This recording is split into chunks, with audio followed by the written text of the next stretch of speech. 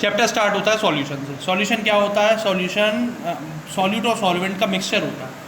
Solution क्या होता है बेटा? सॉल्यूट और सॉल्वेंट का मिक्सचर होता है। सॉल्यूट को जब सॉल्वेंट में मिलाते हैं तब जाके सॉल्यूशन बनता है। सॉल्यूट को बी से डोनेट करते हैं, सॉल्यूट लेसर क्वांटिटी में होता है। सॉल्वेंट ए से डोनेट करते हैं जो लार्जर क्वांटिटी में होता है। जैसे मैं आपको बताऊं कि शक्कर पानी में मिला दी, वो आपका क्या किया मैंने? शुगर किस में मिला दी? वाटर में। अब जब शुगर जब वाटर में मिलाई तो वाटर हमेशा सॉल्वेंट होगा, ठीक है, जिसको किससे लिखेंगे? ए से। और शुगर क्या होगा?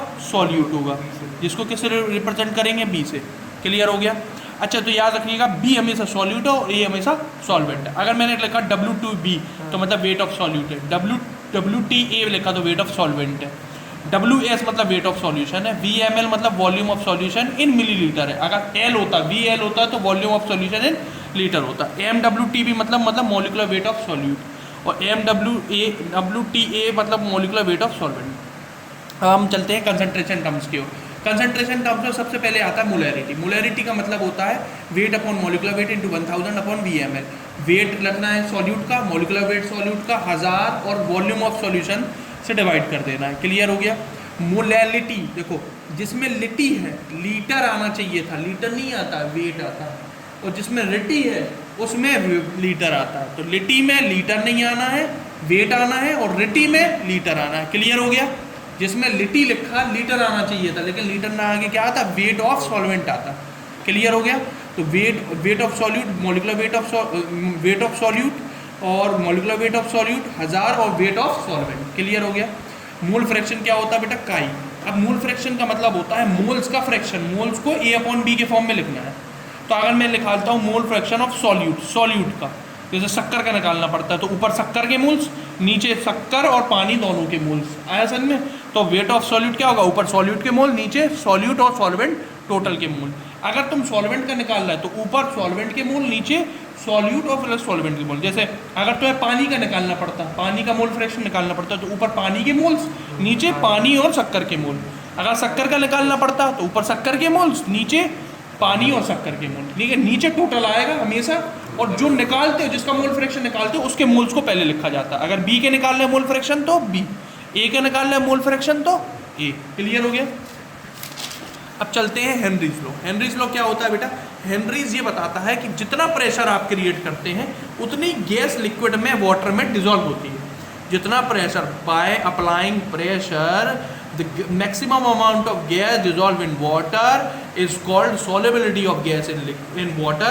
This law stated by Henry's, है ना? In this law pressure is directly proportional to the mole fraction of gas. वो कहते हैं जितना ज़्यादा प्रेशर क्रिएट करोगे उतना ज़्यादा मोल फ्रैक्शन ऑफ गैस क्या होगा? डिजॉल्व होगा। अब प्रोपोर्शन का साइन हटाते हैं, तो प्रोपोर्शन का साइन देखो, मोल फ्रैक्शन गैस का है तो एक्स गैस लग दिया। प्रोपोर्शन का जैसे साइन हटाते हैं तो एक कांस्टेंट आता है जिसको कहते हैं हेनरीज कांस्टेंट। हेनरीज कांस्टेंट क्या होता है भैया?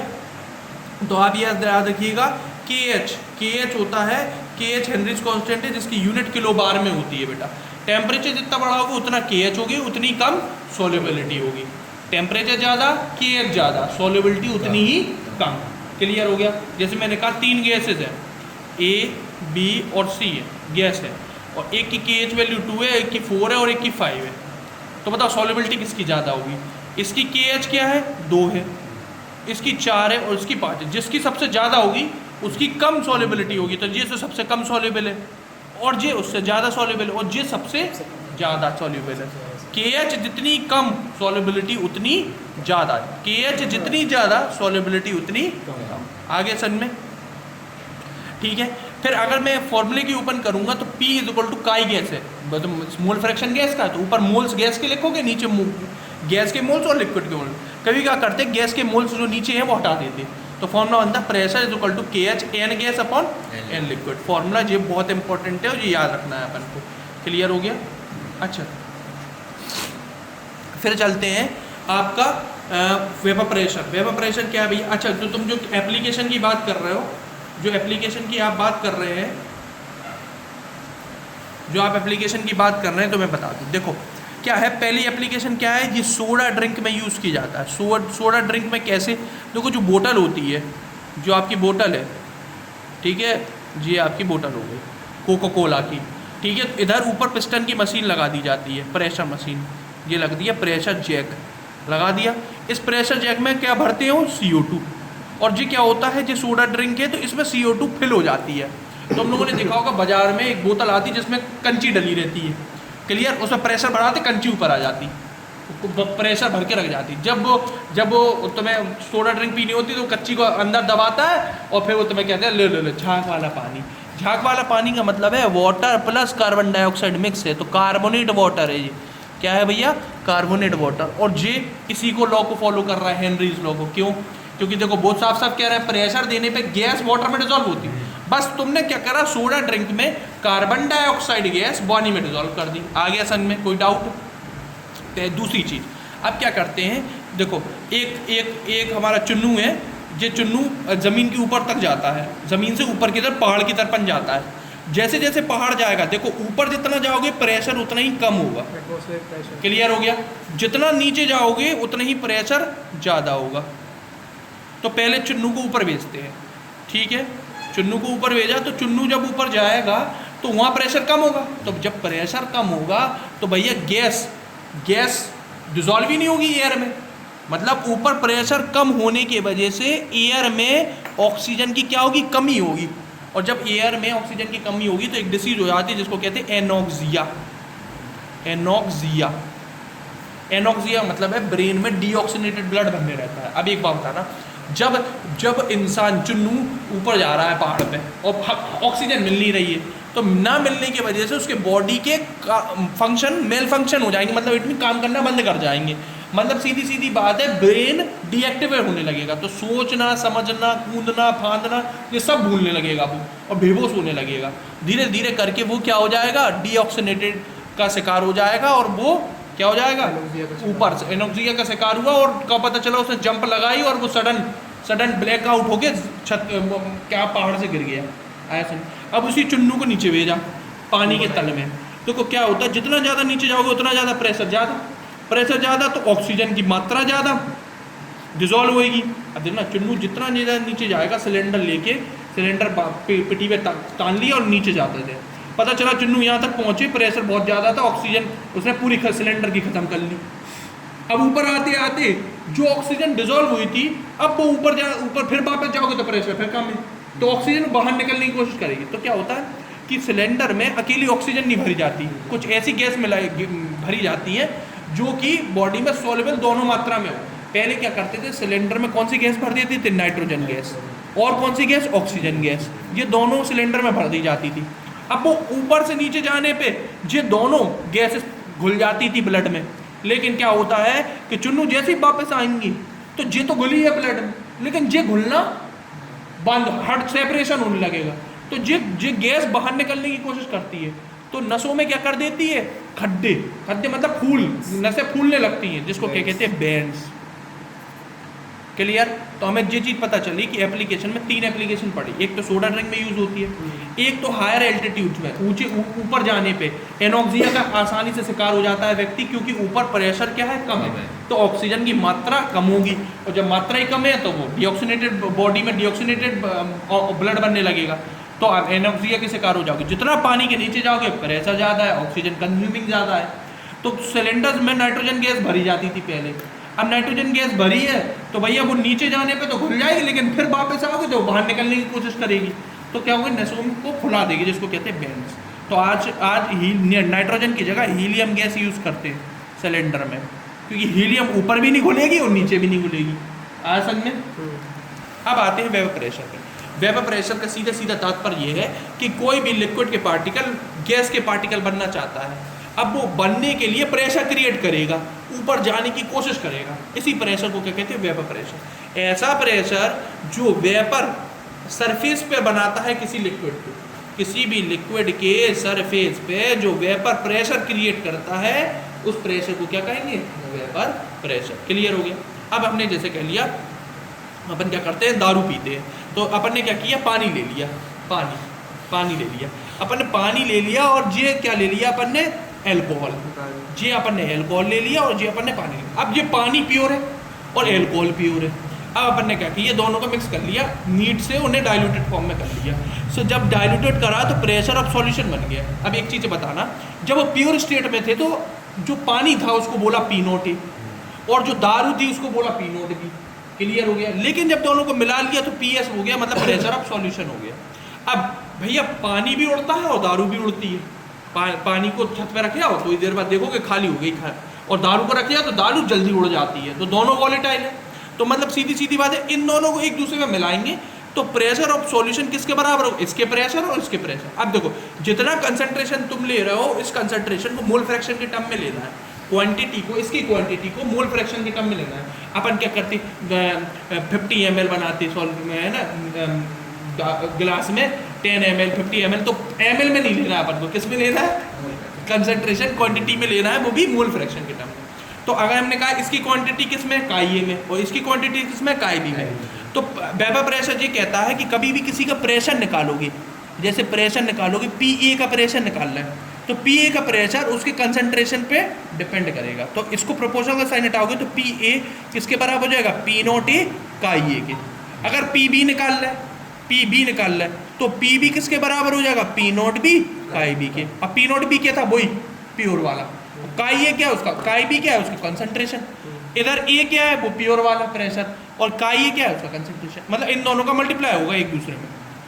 तो ने राउल्स लॉ ने दो नियम लगाए, दो नियम में ये बताया कि पी ए डायरेक्टली प्रोपोर्शन काई है और पी बी डायरेक्टली प्रोपोर्शन काई बी है। तो प्रेशर ऑफ सॉल्वेंट किसके बराबर है, मोल फ्रैक्शन ऑफ सॉल्वेंट के, और प्रेशर ऑफ सॉल्यूट किसके directly proportional, mole fraction of solute के। प्रोपोर्शनल साइड हटाया तो ये फॉर्मूला बना और ये फॉर्मूला, इन दोनों को मिलाया तो P S is equal to क्या है, P A plus P B. अब अपन ने क्या किया, राउल्स ने ये फॉर्मूला बनाया तो इसको ओपन करा, पी ए क्या हो जाएगा, पी नोट ए काई है, और पी बी क्या हो जाएगा, P naught B chi B. तो फॉर्मूला बना P S is equal to P naught A chi A plus P naught B chi B. जे किसके लिए, आइडियल सॉल्यूशन के। आइडियल मतलब भैया ऐसा सॉल्यूशन जो जिसमें जे भी वॉलेटाइल और जे भी, पानी भी उड़ रही थी, दारू भी उड़ रहा था। चलिए अब क्या होता है, जरूरी नहीं है कि पानी उड़ रहा तो दारू उड़ रही, दोनों चीजें हो। ये चीज तो अपने दारू प्लस पानी कर लिया। अब क्या किया अपन ने, दारू प्लस नमक कर लिया, पानी प्लस नमक कर लिया, सॉरी पानी प्लस नमक कर लिया। अब पानी तो उड़ता है लेकिन नमक नहीं उड़ता, ठीक है। तो पानी और नमक ले लिया तो एक तो वॉलेटाइल है ही नहीं, नमक तो बी, जो प्रेशर बी का है वो तो जीरो होगा, जीरो इसलिए होगा कि वो उड़ता ही नहीं है भैया।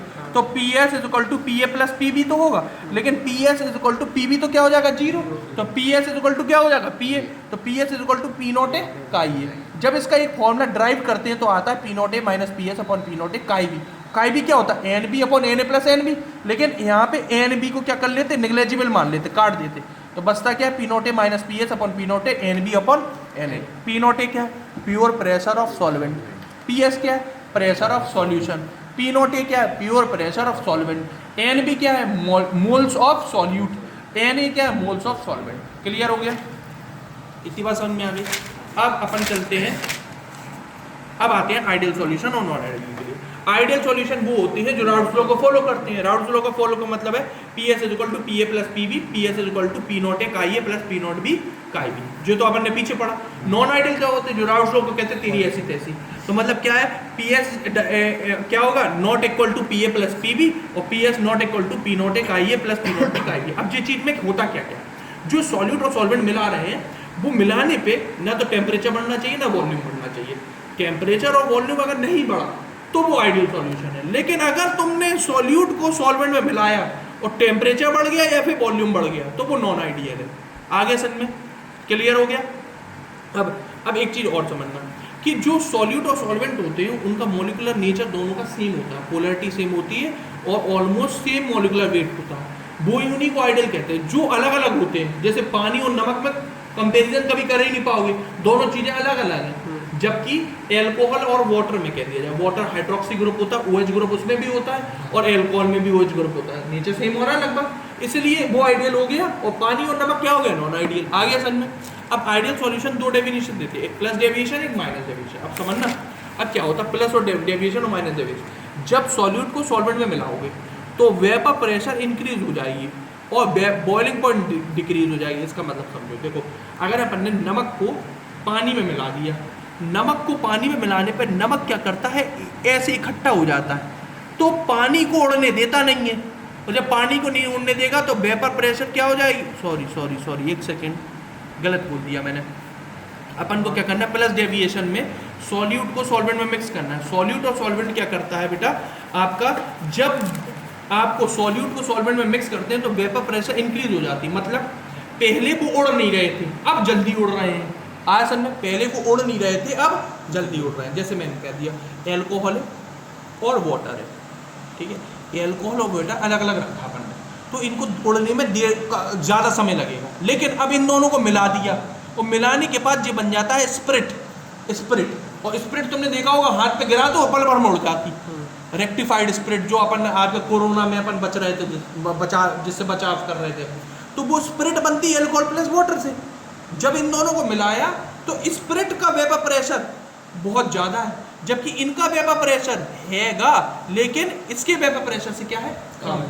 तो हम कहते हैं कि जब सॉल्यूट और सॉल्वेंट को मिलाते हैं तो वेपर प्रेशर बढ़ जाता है, मतलब इसे बॉयल करना ही नहीं है, इसे बॉयल जो तो कम से कम टेम्परेचर पे वेपर बन, ठीक है। अब क्या होता है जब माइनस डेविएशन में क्या होता है, माइनस में सॉल्यूट को सॉल्वेंट में मिलाते हैं तो सॉल्यूट ऐसे इधर इकट्ठा हो जाता है, तो यहाँ का पार्टिकल बाहर निकल नहीं पाता, तो क्या होगा, वेपर क्या होगा, डिक्रीज। तो इसे बॉयल क्या करना पड़ता, ज़्यादा। देखना समझना, छोटा सा एग्जाम्पल, अपन क्या करते हैं, कुकर लिया और कुकर में चिकन डाल दिया अपन ने, तो चिकन को मैरिनेट होने पर नमक डाल देते हैं उसमें, क्यों, क्योंकि नमक डालने पर चिकन जल्दी पक जाता है। क्यों बताओ, देखो इसका रीज़न ये है, तुमने चिकन में नमक डाला, नमक पानी में डाला, पानी तो उड़ेगा नहीं, क्यों नहीं उड़ेगा, क्योंकि पानी में नमक घुला है, नमक क्या करेगा, पानी को उड़ने देगा नहीं, तो पानी उस चीज़ को जल्दी पका देगा। आया समझ में कि नहीं, इसलिए नमक डाल देते हैं पानी में और मैरिनेट करने के बाद उसमें सीधा नमक वाले पानी में अपन बनाना स्टार्ट कर देते हैं, इसलिए क्योंकि वेपर क्या है, डिक्रीज है, और बॉइलिंग पॉइंट क्या है, इंक्रीज है। तो बढ़ाते रहोगे लेकिन वो उड़ेगा नहीं, पानी जल्दी नहीं उड़ेगा। आया समझ में। अब होता क्यों है तो ये समझ लो, देखो जब सॉल्यूट और सॉल्वेंट को मिलाते हैं तो सॉल्यूट का अट्रैक्शन फोर्स और सॉल्वेंट का अट्रैक्शन फोर्स जो होता है, सॉल्यूशन का अट्रैक्शन फोर्स उससे कम होता है। जैसे माना फॉर एग्जांपल जे सॉल्यूट है और जे सॉल्वेंट है, लेकिन जो सॉल्यूशन आएगा वो उसका अट्रैक्शन फोर्स कैसा होगा, लूज होगा, तो वो दूर होंगे, मतलब सॉल्यूट ऐसा है, सॉल्वेंट ऐसा है, लेकिन दोनों को मिलाया तो सॉल्यूशन कैसा हुआ, ऐसा, तो मतलब बीच में गैप क्या आ गया, ज़्यादा, और जब गैप आ जाएगा तो ये जल्दी उड़ जाएंगी। आया समझ में कि नहीं। तो हमने कहा कि वॉल्यूम क्या होता है, देखो सॉल्यूट ऐसा था, सॉल्वेंट ऐसा, लेकिन सॉल्यूशन कैसा हुआ, ऐसा, तो वेपर क्या, सॉरी वॉल्यूम क्या हो जाएगा, इंक्रीज, और हमें थोड़ा सा टेम्परेचर देना पड़ेगा, तो एंडोथर्मिक। आया समझ में कि नहीं, जरा सा टेम्परेचर देने पे जल्दी उड़ जाएंगे। क्लियर हो गया। अब यहाँ देखो, यहाँ क्या होता है, जैसे सॉल्यूट ऐसा है, सॉल्वेंट ऐसा है, तो सॉल्यूशन कैसा होगा, ऐसा, और पास, तो वॉल्यूम क्या हो जाता है, डिक्रीज। अब जब वॉल्यूम घट रहा है तो टेम्परेचर क्या हो जाएगा, बढ़ जाएगा, एक्सोथर्मिक होगा। क्लियर हो गया। जब कोई भी पार्टिकल पास में आते हैं तो हीट रिलीज होती है, एक्सोथर्मिक। क्लियर हो गया। इसका डायग्राम हमेशा याद रखना, इसकी लाइंस, इसके डायग्राम में क्या होगा, ग्राफ में लाइंस ऊपर की तरफ होती है और इसके नीचे की तरफ। क्लियर। जैसे याद रख लो, पॉजिटिव का मतलब है जो जल्दी उड़ जाता है, नेगेटिव का मतलब है जो देर में उड़ता है। आया समझ में। अच्छा, जब जल्दी उड़ जाता है तो बॉयल कम करना पड़ता है, जो देर में उड़ता है उसे ज़्यादा बॉयल करना पड़ता है। आ गया। क्लियर। अब आता है एजिट्रॉप्स। एजिट्रॉप क्या होते हैं, ऐसे सॉल्यूशन जिसका कांस्टेंट बॉइलिंग पॉइंट होता है। कांस्टेंट बॉइलिंग पॉइंट का मतलब एक समान। जैसे अब अपन ने दारू को पानी में मिलाया था, एल्कोहल को वाटर में मिलाया, तो एल्कोहल की बॉइलिंग पॉइंट अलग है, वाटर की बॉइलिंग पॉइंट अलग है ना, लेकिन दोनों को मिला दिया तो स्प्रेड बना, जिसकी बॉइलिंग पॉइंट क्या है, एक समान है, दोनों एक ही समय पर उड़ देंगे। जब ये सॉल्यूशन बन जाएगा तो एक ही समय में एल्कोहल भी उड़ेगा, उसी समय पर पानी भी उड़ेगा, तो ये एजिट्रॉप है। एजिट्रॉप क्या होता है, ऐसा सॉल्यूशन जिसका कांस्टेंट बॉइलिंग पॉइंट हो जाता है, एक समान बॉइलिंग पॉइंट हो जाता है। आया समझ। अच्छा, एजिट्रॉप दो प्रकार के होते हैं, मैक्सिमम और मिनिमम। मैक्सिमम का मतलब याद रखना, नेगेटिव डेविएशन देंगे, ये वाला। नेगेटिव का मतलब है वेपर प्रेशर डिक्रीज है और बॉइलिंग पॉइंट इंक्रीज, और मिनिमम का मतलब है पॉजिटिव डेविएशन देंगे, मतलब ये वाला केस। क्लियर हो गया। आगे समझने। अब आता है कॉलिगेटिव प्रॉपर्टीज। कॉलिगेटिव प्रॉपर्टी क्या होती है, ऐसी प्रॉपर्टीज जो कि सॉल्यूट के मोल्स पे डिपेंड करती है नेचर पर। सीधी बात बताते हैं, हम पानी में अपन ने नमक घोला, अब वो जो कहता है नमक कितना घोला उस पर डिपेंड करेगी। पानी में नमक घोला, तो नमक कितना घोला उस पर डिपेंड करेगी।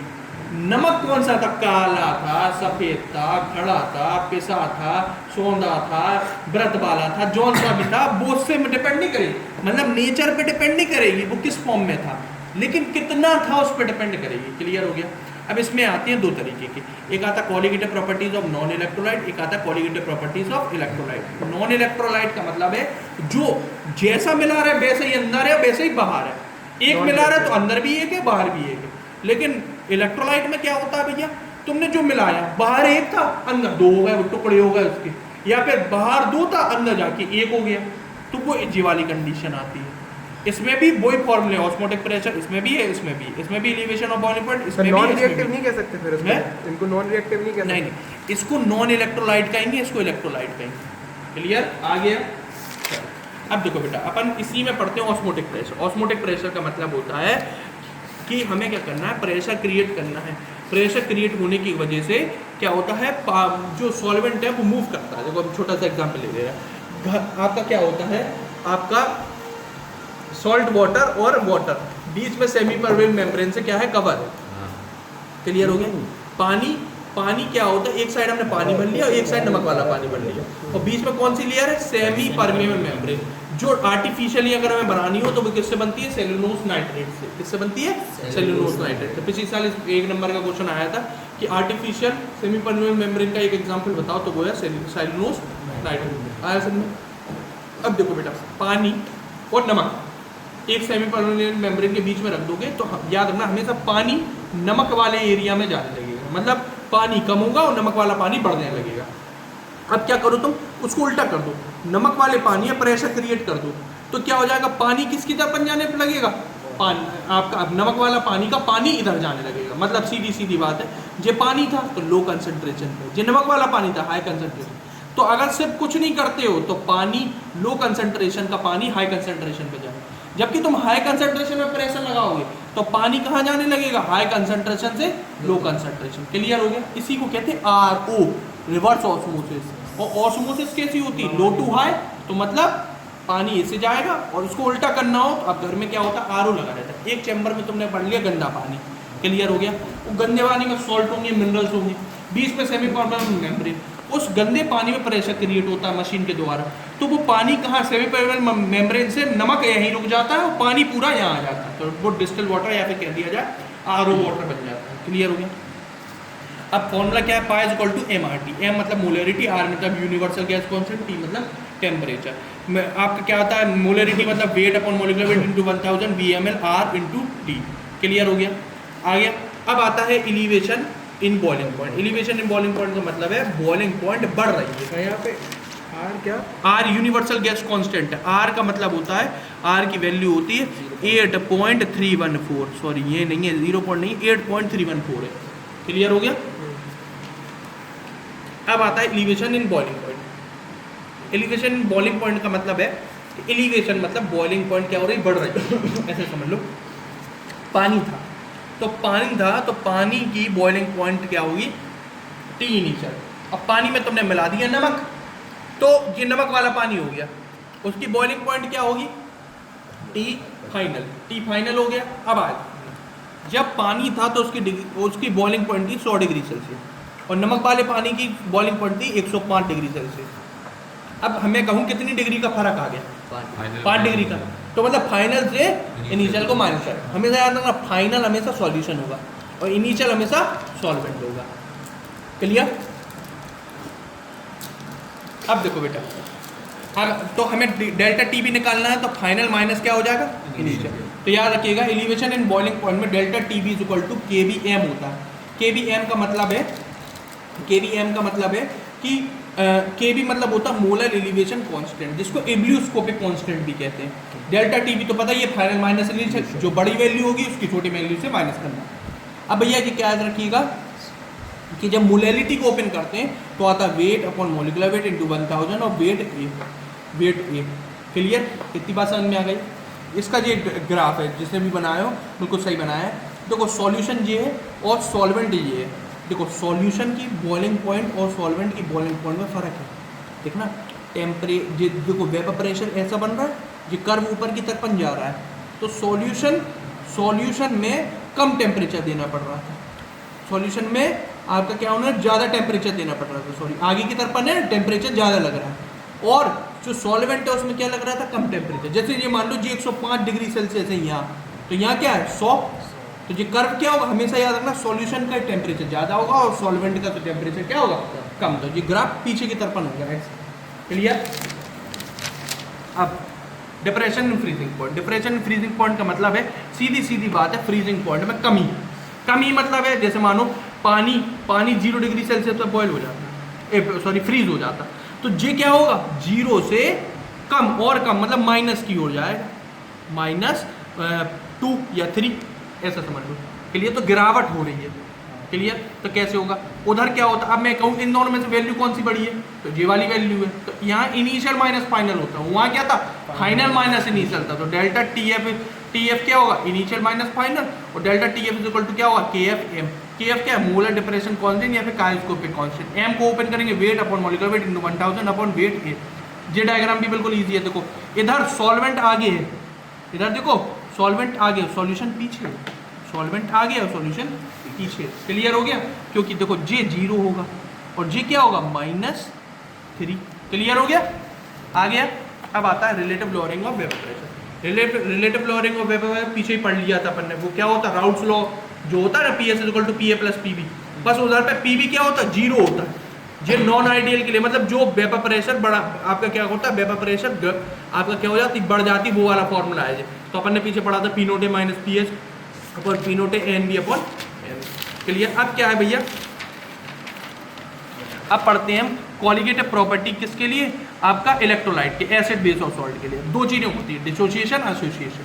डिसोसिएशन मतलब जब सॉल्यूट को किसमें, एक सॉल्यूशन में मिलाया गया, एक वाटर में मिलाया गया, तो वो पहले 1 मोल दिख रहा था, लेकिन वो जाने के बाद कितने हो गए, 2।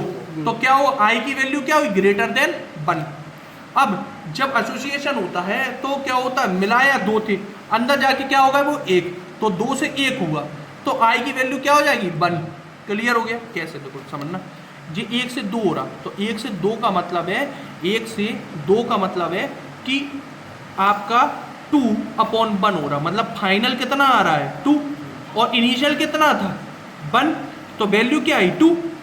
आई क्या हुआ, 1 से ज़्यादा हुआ। अब यहाँ देखो क्या हो रहा था, अगर फाइनल माइनस इनिशियल करें इसमें, तो फाइनल में क्या था भैया, फाइनल क्या था, 1, और इनिशियल क्या था, 2। तो जी क्या हो रहा, आई की वैल्यू कितनी आ रही, 0.5। तो आई की वैल्यू अगर कम आ रही है तो एसोसिएट हो रहा, 2 का 1 बन रहा है, और आई की वैल्यू 1, 2, 3, 4, 5, 6, 1 से ज़्यादा आ रही है, तो मतलब डिसोसिएशन हो रहा है। ठीक है। फॉर्मूला होता है α = I-1/n-1 डिसोसिएशन के। एसोसिएशन के लिए I-1/1/n-1। बस यहाँ देखना n-1 है और यहाँ 1/n-1 है। और अगर 2, ये देखो याद रखना, 2 से 1 बन रहा है, 2 से 1 तो n की वैल्यू 2, 3 से 1 बन रहा है तो i की वैल्यू 3। क्लियर हो गया। 4 से 1 बन रहा तो n की वैल्यू 4, 5 से 1 बन रहा तो n की वैल्यू 5। वैसे क्वेश्चन 2 से 1 का आता है और 3 से 1 का आता है, तो n की 2 से 1 हो रहा होगा तो डाइमर हो रहा होगा तो n की वैल्यू 2 लिखोगे, और ट्राइमर में हो रहा होगा तो n की वैल्यू 3 लिखोगे। सारे फॉर्मूले में I आ जाएगा, पाई = IMRT है, वहाँ MRT था सिर्फ, यहाँ IMRT है। वहाँ पे डेल्टा TB = KBM था, यहाँ IKBM है। वहाँ डेल्टा TF = KFM था, यहाँ पे IKFM है। बस इतना सा फर्क। यहाँ P note A - PS upon P note A था, NB/NA था, तो ये INB/F है।